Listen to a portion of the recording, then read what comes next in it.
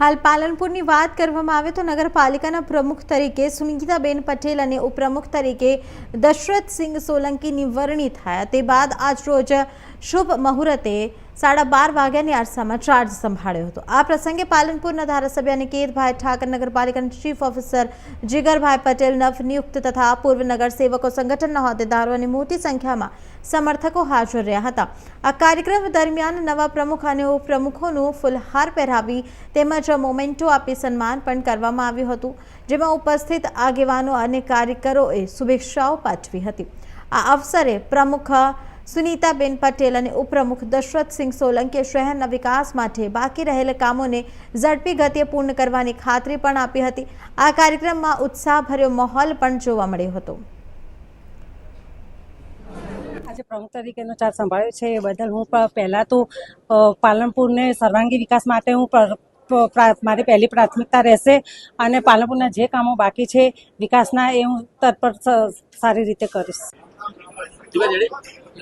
આજરોજ પાલનપુર નગરપાલિકાના ઉપપ્રમુખ તરીકેનો આજરોજ ચાર્જ સંભાળ્યો છે।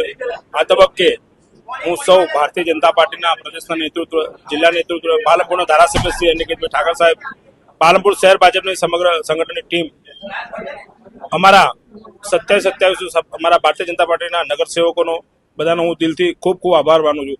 આ તબક્કે હું મારા પરિવાર, મારા સમાજ, સર્વ સમાજના મારા 18 આલમ 36 કોમનો હું ખૂબ ખૂબ આભાર માનું છું અને આપે મારા પર જે વિશ્વાસ મૂક્યો તેમાં હું કોઈ કચાશ નહીં રાખીશ। પાલનપુરને અવિરત વિકાસના શિખરો પર સર કરે એ જ મારા હર હંમેશ પ્રયત્નો રહેશે।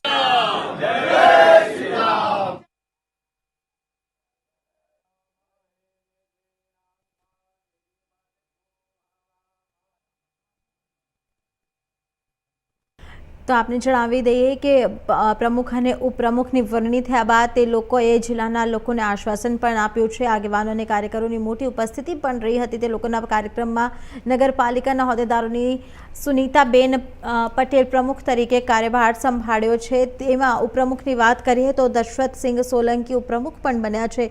બંને જિલ્લાના લોકોને સાંત્વના પાઠવી છે।